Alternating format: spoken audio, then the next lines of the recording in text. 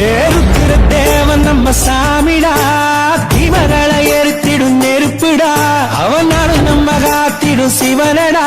ஏ மேளம் தாளம் கொட்டி ஆடேண்டா,